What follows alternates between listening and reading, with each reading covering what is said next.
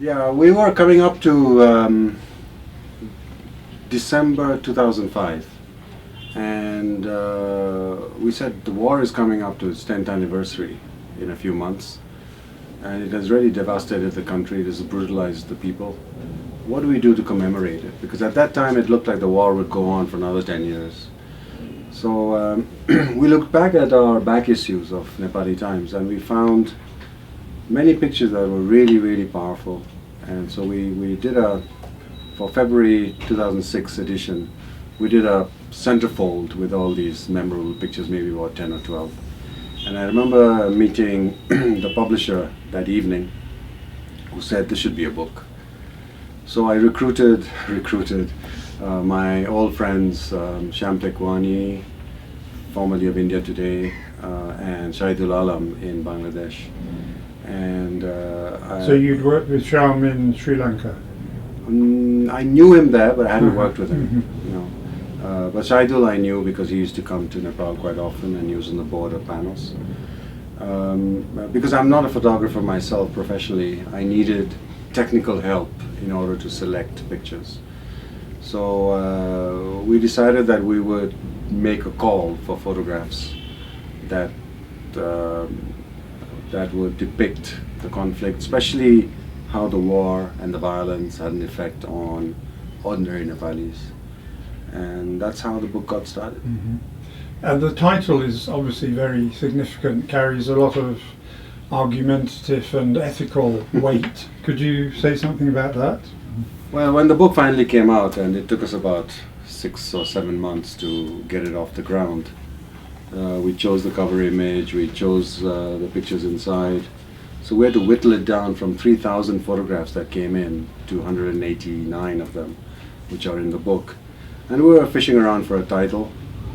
And because the Maoists had called their revolution the People's War, just like Mao Zedong had called his war Revolution, People's War, we used the same title, but using people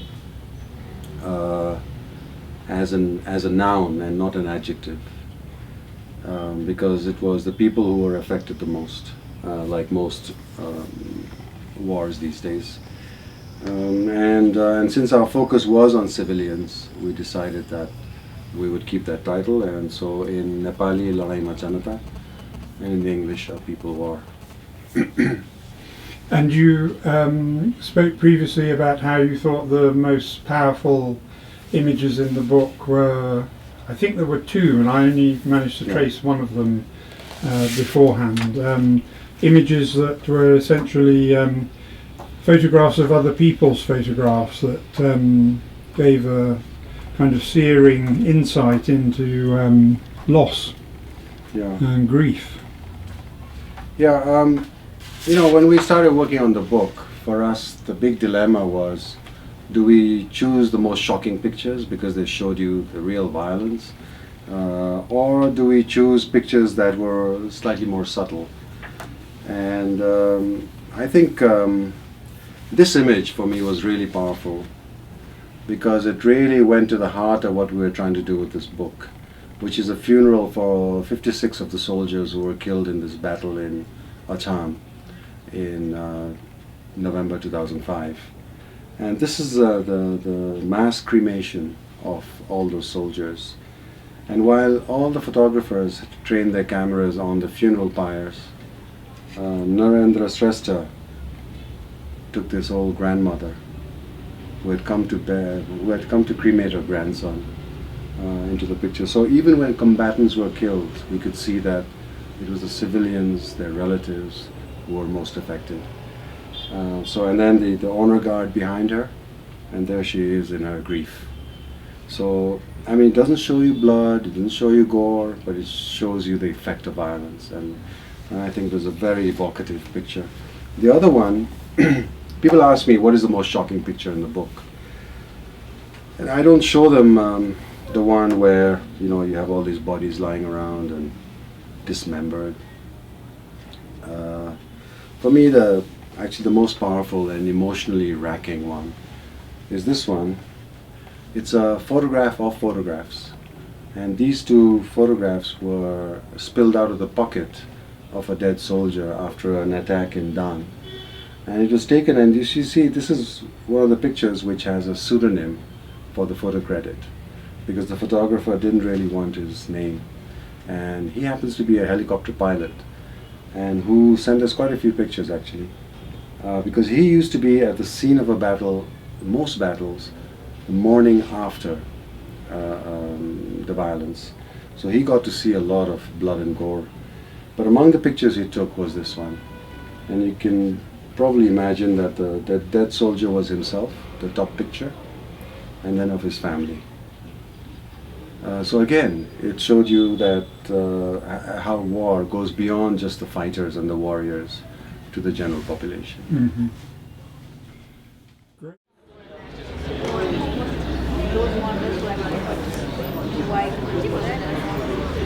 Have you noticed, Usha, that the bullet holes all come from this side and the exit from here? And so the Maoists were on this side, and this was the sentry post of the army. So it was mostly the army that was getting it from all sides. And this telephone pole happened to be just outside the sentry, outside the wall of the army base. So you can see the ricochets and the bullets coming in. This is the entry and this is the exit. All from one side. So this became a really powerful symbol of the war, because even today a lot of people don't realize how violent it was, how brutal the battles were, and how fierce the fighting was. And Beni really represented a turning point as well, because it was one of the most, in a way, successful attacks, because it gave propaganda victory to the Maoists. But there's also very high casualties on the Maoist side. So it really represents the stalemate of the war and the deadlock that led to the ultimate peace process 3 or 4 years later. So it's kind of like a photograph of a gunfight. Yeah. Etched in tin. Yeah. So very, very symbolic. And also a lot of people who tend to dismiss the Nepal conflict as being not really that important, and yeah, well, there was a low intensity conflict. No, it wasn't low intensity. This was a very fierce war. So if you could say a little bit about the Peace Museum idea and how you envisage the photographs being used in that, and maybe the role of the earthquake in thwarting your plans. So what started out as one book turned during the course of a few years into a movement, hopefully for peace and reconciliation, because it became a photographic documentation of the war. A war that many people in Nepal, even the survivors and the victims of the relatives of the victims, seem to want to forget and move on. But it was very important to document it. So the book and the documentary film that came with it, and then the photo exhibition tour and the 2 other books became a part of a larger project, which we thought needed to be a little more sustainable and have an impact into the future. So we started something called a Peace Museum idea, where after the exhibition tour we brought all the pictures in one place and put it inside a hall. And so we invited schools and any visitors who wanted to come to look at Nepal's recent history, especially vis-a-vis the conflict. And then, of course, the earthquake of 2015 so badly damaged that building that we had to move out. So it's in a temporary exhibit at the moment, but ultimately we want to keep it in a permanent place, maybe with additional pictures as they become available, additional artifacts like this telephone pole. And then also have a virtual museum, so that even if people who are not in Kathmandu can visit the pictures, can leave documentation of their own, and make it a really interactive site about the conflict.